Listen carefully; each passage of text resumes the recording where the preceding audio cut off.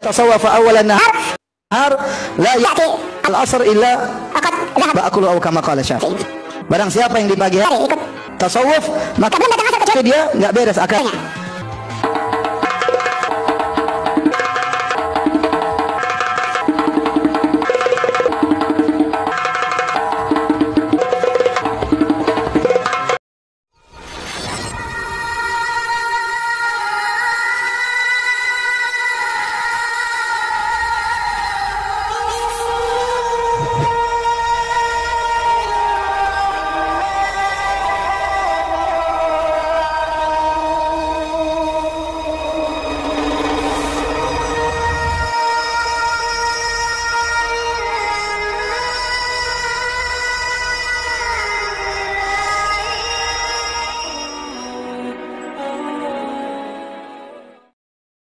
Assalamualaikum warahmatullahi wabarakatuh. Bismillahirrahmanirrahim. Alhamdulillahirabbil alamin.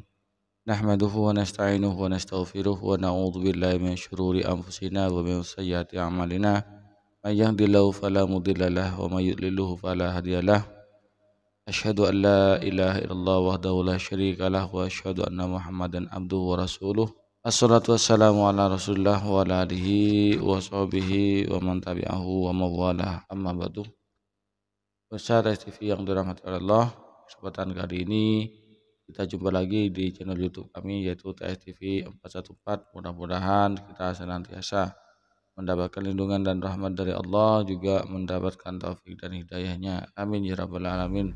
Bapak Ibu pemirsa TV yang dirahmati oleh Allah, di kesempatan kali ini kita akan membantah tuduhan-tuduhan dari Salafi Wahabi yang mengatakan bahwasannya ilmu tasawuf itu ilmu sesat, dan orang yang mengamalkan ilmu tasawuf ini oleh mereka disebut orang gila ya. Padahal mereka itu tidak tahu sebetulnya apa sih ilmu tasawuf itu, bagaimana sih ilmu tasawuf itu. Mereka langsung memvonis bahwasannya ilmu tasawuf ilmu sesat. Ketahuilah bahwasannya ilmu tasawuf itu ma'rifatun nafsi ma'alaha wa ma'alaiha, mengetahui apa yang bermanfaat dan bermudarat untuk jiwa kita. Di antara ilmu tasawuf itu adalah tazkiyatun nafsi, membersihkan jiwa, menyucikan jiwa kita ini dari sifat-sifat munafik, dari sifat hasud, dari sifat riya, dari sifat ujub, dari sifat takabur. Itulah membersihkan penyakit-penyakit hati tersebut disebut dengan ilmu tasawuf. Dan orang-orang Wahabi ini demi untuk melegalkan tuduhannya kepada orang-orang sufi kepada ilmu tasawuf, mereka itu mencomot pendapatnya Imam Syafi'i seperti yang disampaikan oleh Ustadz Firanda Andreja dalam ceramahnya di dalam video berikut ini. Mari kita simak videonya. Tasawwuf awwalan nahar la ya'ti al-'asr illa waqad dhahaba akulu aw kama qala Syafi'i. Barang siapa yang di pagi hari ikut tasawuf, maka belum datang asar kecuali dia enggak beres akalnya.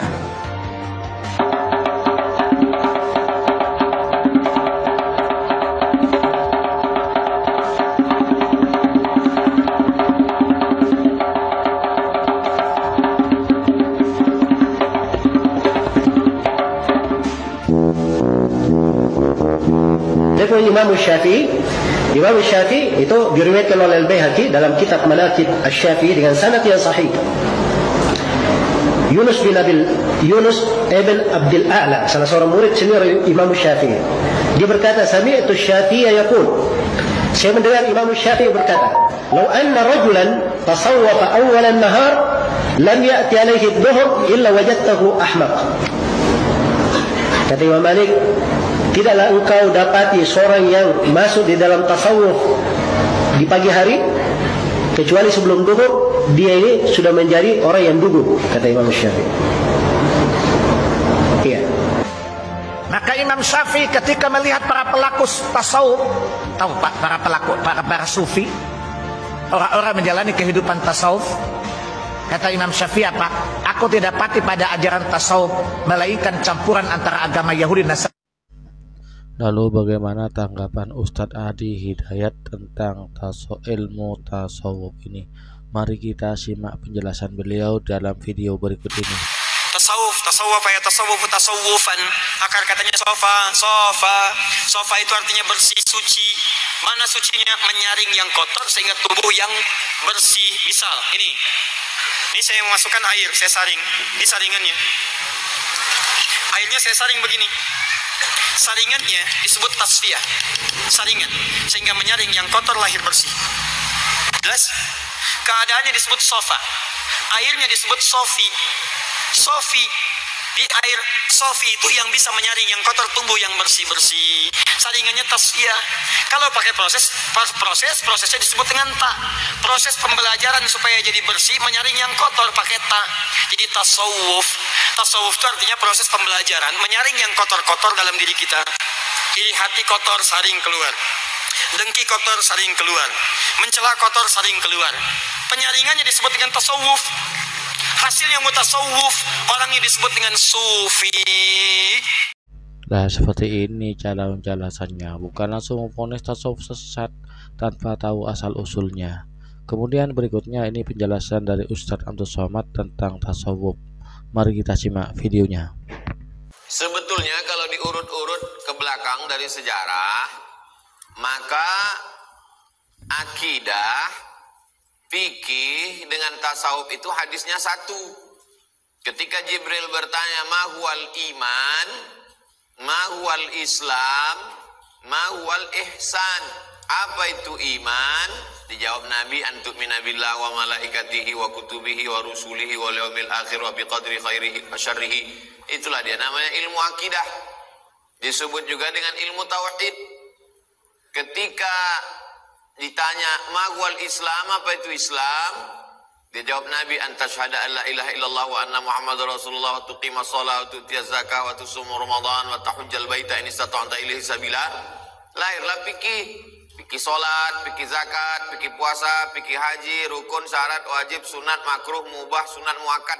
Lalu kemudian pertanyaan Jibril yang ketiga, magwal ihsan. Apa ihsan itu? Anta abudallaha ka'annaka tara fa illam takun tarahu fa innahu yaraka. Kau sembah Allah khusyuk seakan-akan kau menengok Allah. Kalau kau tak bisa menengok Allah, maka Allah menengok engkau. Merasa selalu diperhatikan Allah namanya ihsan. Mensucikan hati, menghilangkan angkuh, menghilangkan sombong, menghilangkan takabur. Ilmu tentang wujud qidam baqa mukhalafatul hawadisi qiyamu bi nafsihi wa daniyah qudrat ilmu nayat sama basar kalam, ilmu tauhid namanya. Ilmu tentang rukun syarat wajib sunat sunan muakkad makruh mubah, ilmu fikih namanya. Sedangkan ilmu yang tentang masalah menghilangkan angkuh sombong setelah bersih hati diisi dengan zikir, tawadhu, qanaah, ridha, tawakal, zikir, namanya ilmu tasawuf.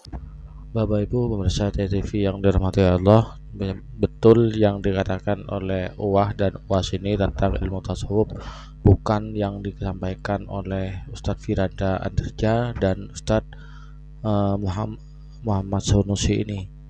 Jadi tasawuf itu intinya membersihkan jiwa dari penyakit hati, yakni banyak penyakit takabur, jobriyah, hasud, sum'ah dan lain sebagainya.